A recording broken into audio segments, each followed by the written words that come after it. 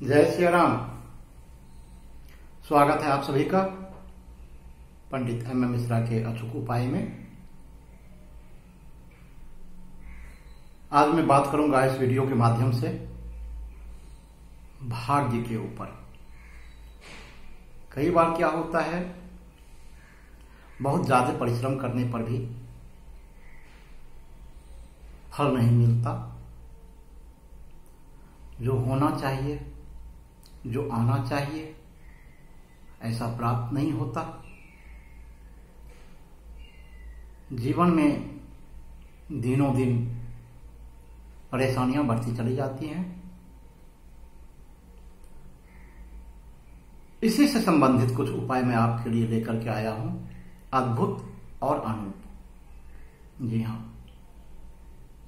कि भाग्य अगर बार बार साथ नहीं दे रहा हो तो उसके लिए आपको क्या करना चाहिए।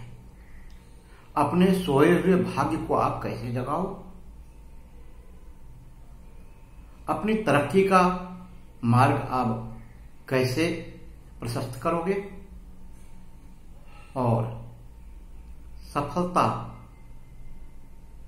पाने के लिए आपको क्या उपाय करना होगा। बहुत ही छोटे छोटे उपाय और बहुत ही अनुकूल उपाय मैं बताता हूं। सबसे पहले मैं आपको बताता हूं कि आपका भाग्य आपको कितना साथ दे रहा है, अथवा भाग्य आपका साथ नहीं दे रहा है। इन बातों को पहले आपको जान लेना जरूरी है और पूरी संतुष्टि के लिए आप पूरी वीडियो को सुने। जब तक आप पूरे वीडियो नहीं सुनेंगे आपको वीडियो का पूरा लाभ नहीं मिलेगा। तो सबसे पहले मैं आपको बताता हूं कि आपका भाग्य आपको कितना साथ देता है। तो जैसे अभी नवरात्रा बीत गया, उसमें हम ज्यादातर घरों में, हिंदू परिवार में खेत्री यानी जयंती बीजी जाती है।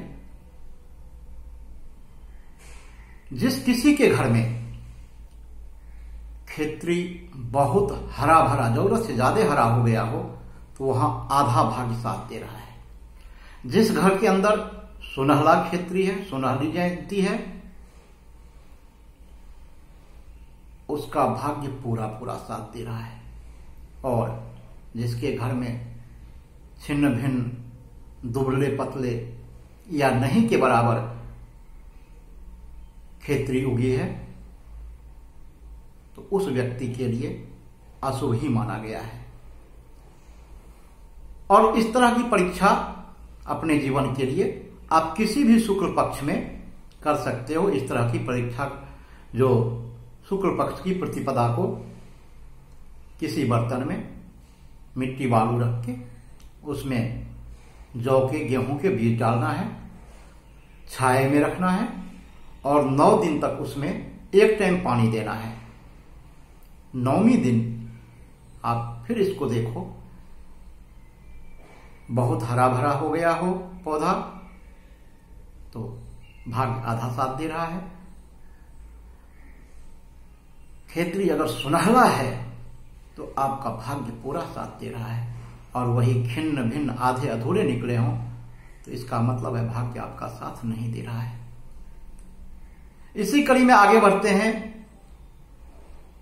भाग्य में रुकावट जानने के लिए पहचान क्या है, जो किस किस तरीके से आप जान पाओगे कि मेरे भाग्य में रुकावटें आ रही हैं, भाग्य साथ नहीं दे रहा है। तो वो चीजें मैं आपको बता रहा हूं।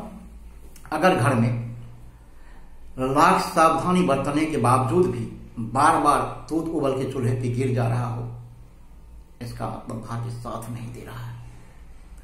घर का छोटा बच्चा सुबह उठते ही खाने के लिए मांगने लगे, तो भाग्य आपका साथ नहीं दे रहा है। अगर आप पूजा करने के लिए बैठे हो, बाहर से कुत्ते बिल्ली की रोने की आवाज आए, घर से छोटे बच्चे की बहुत जोर जोर से रोने की आवाज आने लगे, ज्यादा खटपिट की आवाज घर में से आने लगे, इसका मतलब है कि भाग्य आपका साथ नहीं दे रहा है। साफ सफाई रखने के बावजूद भी आपके घर में ज्यादा मकड़ी के जाले लगने लगे हों, ज्यादा गंदगी फैलने लगे हों, मंदिर गंदा हो रहा हो, मंदिरों के अंदर, पूजा स्थान के अंदर बार बार जाला लग रहा हो, ये भी पहचान है कि आपका भाग्य साथ नहीं दे रहा है। पूजा स्थल में घी में दिए में घी तेल रहते हुए भी अगर आधे अधूरे बत्ती पे जाके जल जाए तो भी भाग्य साथ नहीं दे रहा है। धूप अगरबत्ती आधे पे बुझ जाए तो आपका भाग्य साथ नहीं दे रहा है, ये आधा अधूरा भाग्य आपका साथ दे रहा है। और सबसे बड़ी चीज मैं आपको बता रहा हूं कि घर के अंदर कोई भी मांगलिक कार्य हो रहा हो, कोई भी शुभ कार्य हो रहा हो और आए हुए रिश्तेदार या आपके अपने घर के कोई भी व्यक्ति उसमें रूठ जाए, बहुत ज्यादा चैं चिक करने लगे, तो भी आप समझना कि आपका भाग्य पूरा पूरा साथ नहीं दे रहा है, कि आपके भाग्य के अंदर कुछ ना कुछ दोष है। और सबसे बड़ी चीज ध्यान रखना, बार बार सफाई करते हो और घर का सीवर नाली बार बार जाम हो जाए तो सोच लेना कि भाग्य सोया हुआ है। ये सीवर की गंदे पानी के नाली की सफाई अवश्य करवा करके रखो, नहीं तो भाग्य कभी भी आपको साथ नहीं देगा।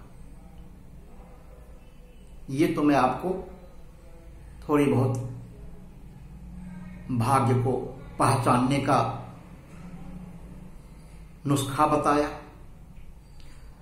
अब मैं बड़ी काम की चीज बता रहा हूं कि जो भाग्य अगर सोया हुआ हो, भाग्य के परसेंटेज कम हो, भाग्य सौभाग्य में नजर नहीं आकर के दुर्भाग्य में नजर आ रहा हो, तो उसके लिए आपको उपाय क्या करना है ये आप ध्यान से सुनिए। वीडियो को लाइक सब्सक्राइब जरूर करें और जहां तक हो सके इस वीडियो को जरूरतमंद लोगों को, अपने जानने वालों को जरूर शेयर करें। ये मेरा आप लोगों से विशेष अनुरोध है। अब आपको मैं एक हिदायत दे रहा हूं कि आपके भाग्य में वृद्धि कैसे होगा और उपाय भी बताऊंगा कि भाग्य में वृद्धि कैसे होगा। तो कभी भी अपने घर के वृद्ध जनों को अपशब्द ना बोले और सबसे बड़ी चीज है ये जो किन्नर होते हैं इनसे कभी भी मत उलझना, इनसे कभी भी बद्दुआ मत लेना, ये बहुत ही खतरनाक हो जाता है जीवन के लिए। उनसे हाथ जोड़ करके साइड हो लेना। उसके बाद आप कहीं भी घर से निकलो बाहर किसी भी काम के लिए, तो घर से एक गुड़ की डली खा के और पानी पी करके निकलो। बार बार जीवन में असफलता प्राप्त हो रहा है, सफलता नहीं मिल रही है, तो जब भी आप घर से निकलो बाहर, तो घर से बाहर निकलते समय एक कोई जलपात्र भरा हुआ सामने रख के उसका दर्शन करके आप निकलो। कार्य अवश्य सफल होगा, इसमें कोई दो राय नहीं है। उसके बाद अगला उपाय, किसी भी गुरुपुक्ष नक्षत्र के अंदर, गुरुपुक्ष योग के अंदर, गुरुपुक्ष योग का मतलब आप किसी पंडित जी से पूछ लेना,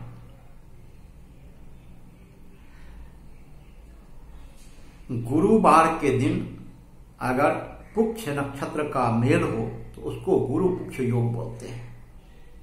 ये बहुत ही कारगर उपाय है, ध्यान से सुनना। और भगवान ने चाहा तो ये उपाय करते ही आपके जिंदगी के बहुत सारे क्लेश कट जाएंगे, दुख दूर हो जाएंगे जीवन के। जीवन में खुशियां आने लगेंगी। तो गुरु मुख्य नक्षत्र योग वाले दिन 3 साफ साफ बरगद का पत्ता तोड़ के लाना है। एक पत्ते पर हल्दी में गंगाजल डाल के उसकी स्याही बना करके स्वास्तिक का चिन्ह बना लेना, जिसको सात्यागी बोलते हैं। दूसरे पत्ते पर सिंदूर लेकर के या केसर लेकर के श्रीम लिखना, श्रीम। और तीसरे पत्ते पर रोली से ओम लिखना। ये काम करने के पश्चात उन तीनों पत्तों को अपने घर के बने मंदिर में, अपने पूजा स्थान में रख करके और शुद्ध सात्विक विचार से पूजा कर लेना। अब जिस पत्ते पर श्रीम लिखा हुआ है उसको किसी चांदी के सिक्के के साथ लपेट करके अपने पूजा स्थान से लेकर के अपने धन रखने की जगह पे, अपने लॉकर में, अपने तिजोरी में रख देना है। और जो 2 पत्ते हैं उनको मंदिर में ही रखे रहना है। ठीक है। इस उपाय से मुझे पूरा उम्मीद है कि एक आश्चर्यजनक चमत्कार होगा। उसके बाद निवास स्थान के मुख्य द्वार पर लक्ष्मी जी के तस्वीर में दोनों तरफ से जो हाथी होता है और जो स्वर्ण वर्षा कर रहा हो वो तस्वीर रखना, परंतु तस्वीर के मुंह अंदर की तरफ होना चाहिए, यानी अंदर की तरफ लगा के रखना। इसमें भी आपको बहुत ही ज्यादा फल मिलेगा। उसके बाद 7 शुक्रवार अपनी पत्नी के हाथों सुहागिनों को सुहाग पिटारी, मतलब सुहाग से संबंधित सामान, चाहे वो चूड़ी हो, सिंदूर हो, इत्र हो, ये आप बंटवाओ। लक्ष्मी जी की अद्भुत ही कृपा होगी आपके ऊपर, ये मेरा पूर्ण विश्वास है। और 7 शुक्रवार प्रातः काल में खीर बनाना मिश्री डाल करके, और भगवान लक्ष्मी नारायण को भोग लगा करके छोटी छोटी कन्याओं को बांटने के पश्चात फिर उस प्रसाद को ग्रहण कर लेना। आपके जीवन में अचूक भाग्य वृद्धि होने लगेगा। ये आपको मैं अपना बता रहा हूं। उसके बाद नियमित रूप से 43 दिन लगातार किसी भी एक समय रसोई में बैठ करके जलते हुए चूल्हे के पास भोजन करना, और आप देखोगे कि एक अचानक जीवन में ऐसा परिवर्तन आता है कि आपकी जीवन खुशियों से भर जाता है जैसा आप सोच भी नहीं सकते। उसके अलावा भी 7 रविवार लगातार आप अपने लंबाई के बराबर कलावा लेकर के और उसको नारियल पे लपेट करके जल प्रवाह करो। सारे आपके जीवन के दुर्भाग्य निकल करके वो पानी में बह जाएगा। और मुझे पूर्ण विश्वास है कि इन उपायों को करके आपको सौभाग्य जरूर प्राप्त होगा।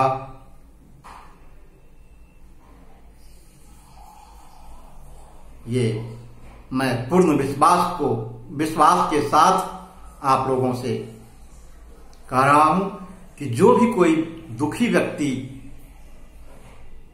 भाग्यहीन व्यक्ति अपने भाग्य को दिन भर कोसते रहते हैं कि भाग्य साथ नहीं दे रहा है, वो व्यक्ति इस उपाय को करे तो जीवन में सफलता अवश्य प्राप्त होगी। ये वीडियो आपको कैसा लगा मुझे जरूर बताएं, और किसी भी तरह की जानकारी प्राप्त करने के लिए आप मुझे फोन भी करके सलाह ले सकते हैं। मेरा मोबाइल नंबर 9891365660 9891365660 इस पे फोन करके आप मुफ्त परामर्श ले सकते हो। भगवान आपका कल्याण करे। अगले वीडियो का इंतजार करें। जय सिया राम।